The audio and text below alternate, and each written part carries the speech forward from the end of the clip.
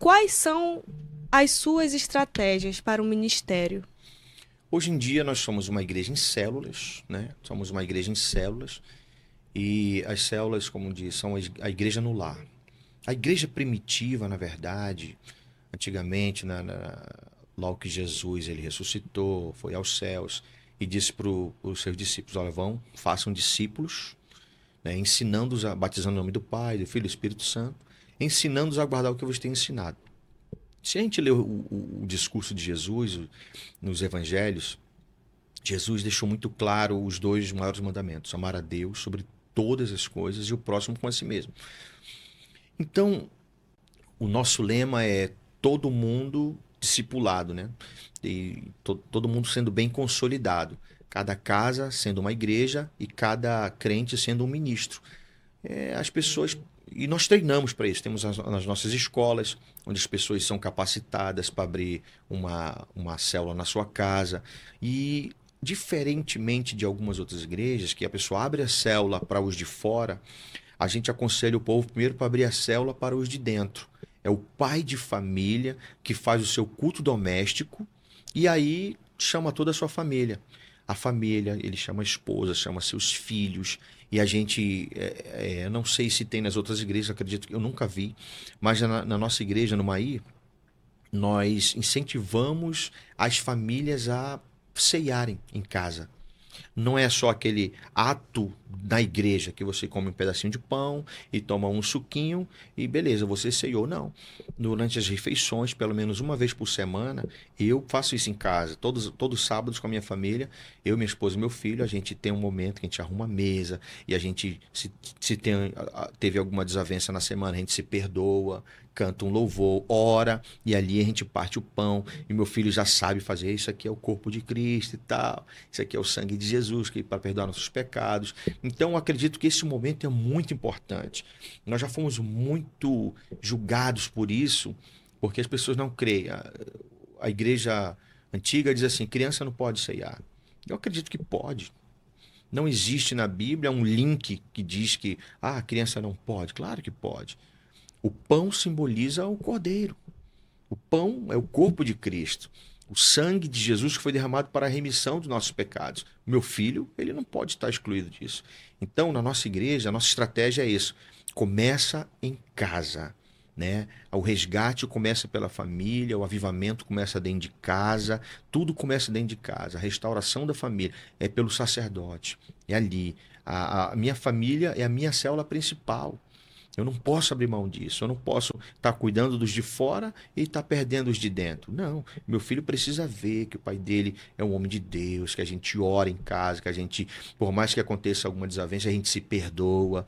Ele precisa ver isso. Ele está crescendo nesse ambiente.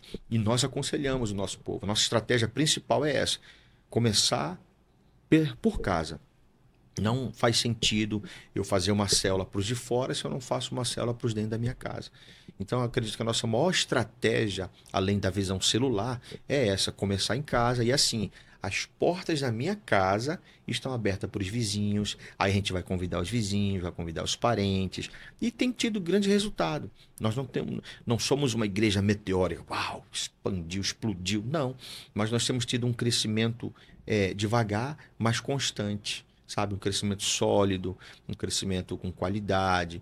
Tem nenhum modelo de estratégia é perfeito, mas graças a Deus nós temos tido êxito dentro desse modelo, que é um modelo de discipulado apostólico, MDA. Olha só, eu quero entrar num assunto agora que eu tava vendo, né? Além da estética que não é comum para as igrejas, para quem não é acostumado, para quem está acostumado com a igreja mais normal, né? Posso dizer assim, pastor Cassiano Monteiro tem algumas falas, eu posso dizer até polêmica, tá? Como aqui eu marquei uma aqui: você não precisa pagar o seu dízimo. Me explica isso. Lá no MAI a gente ensina da seguinte forma: o dízimo ele não é uma obrigação para nós, né? A gente entende que o dízimo a gente se devolve como um ato de gratidão. O dízimo ele é um princípio bíblico. Para os judeus, ele foi um mandamento, né? Mas o dízimo ele não iniciou lá nos mandamentos. Não iniciou ali nas leis de Moisés. Antes das leis de Moisés, a Bíblia fala aqui, lá em Gênesis, que Abraão ele deu o dízimo. Quando ele ganhou umas guerras, ele resgatou seu sobrinho, que tinha sido levado como cativo por alguns reis de Sodoma e Gomorra.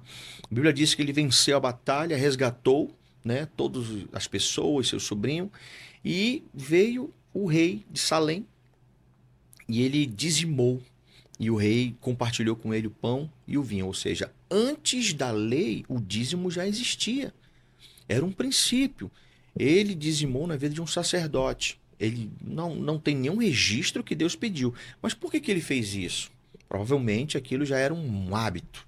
Não sei se aquele foi o primeiro dízimo dele, a Bíblia não deixa isso claro, mas isso deixou claro que para eles foi muito comum. E a partir dali, Deus fez ele ser próspero, muito mais próspero. Então, por Abraão ter feito isso, eu acredito que isso entrou na lei. Mas ele existiu antes da lei, durante a lei e depois da lei também. As pessoas dizem assim, eu não sou obrigado. E tem gente que faz isso só por obrigação, por medo. Ai meu Deus, se eu não fizer, eu vou pagar, ou o devorador vai vir e tal. É um medo. Cara, eu digo assim, cara, se esse for seu sentimento de medo, não dê. Tem que fluir, tem que ser algo, você tem que ser grato. Poxa, Deus tem me abençoado tanto, por que eu não vou abençoar a obra de Deus? Para mim, para minha esposa, dizimar, ofertar é gratidão. É poder, sabe, eu fico feliz de poder investir na obra de Deus. Eu, particularmente, 10% para mim é pouco. As pessoas dizem, o pastor, muita gente diz que pastor é ladrão. Cara, eu não sei, não posso falar pelos outros. Eu só sei que eu gosto de abençoar a obra de Deus. Eu gosto de abençoar a obra de Deus, sabe? Eu particularmente já abençoei muito a obra de Deus financeiramente, com trabalho, já vendi picolé, já vendi salada de fruta para construir igrejas. A minha vida é assim, né? A minha vida é abençoar a obra de Deus. Então, para concluir essa sua pergunta, o dízimo não é uma obrigação. O dízimo, acredito que é uma oportunidade de você semear e colher. A lei da semeadura existe. Assim como a lei da gravidade. Se você se jogar de cima de um prédio, você vai perceber que a lei da gravidade existe. Da mesma forma, a lei da semeadura ela é real. Aquilo que você fala, você vive. Aquilo que você... as palavras que você lança, você vai colher um dia. Da mesma forma, as suas ações. Assim como semear na obra de Deus, você vai ter uma colheita também. E a partir disso, ter falas polêmicas, eu posso dizer, vem muitas críticas? Tem. Da própria... Dentro da igreja mesmo, as pessoas às vezes questionam, né? Há muito questionamento, as pessoas questionam demais. São interpretações, digo assim, as pessoas têm suas próprias interpretações da Bíblia, né? Mas a Bíblia, ela tem uma verdade absoluta. As pessoas não observam, por exemplo, o contexto histórico da situação. Vamos dar um exemplo aqui. Por que Paulo tem igrejas que as mulheres até hoje usam véu e as mulheres não falam nada na igreja? Caladinhas. Por quê? Porque o apóstolo Paulo disse que as mulheres deveriam usar véu e que elas deveriam ficar caladas na igreja. Mas imagine o apóstolo Paulo vivendo nos dias de hoje, onde nós já tivemos uma mulher presidente, onde nós temos mulheres juízas, mulheres na política, mulheres, sabe, em vários setores. Ele não teria coragem de falar isso. Paulo era um estrategista, né? Quando ele viu uma questão cultural, ele disse, eu não vou mexer nesse formigueiro. Mulheres, fiquem caladas. Numa época que as mulheres não tinham direito a praticamente nada, só procriar, Paulo não ia mexer nisso. Então era um contexto histórico daquela época, tá entendendo? Então hoje, aí a gente vai e combate algumas heresias e o povo diz, esse pastor aí tá... Não, é um contexto, a gente tem que estudar a palavra de Deus como ela é realmente, senão a gente vai estar ensinando que não deveria, né?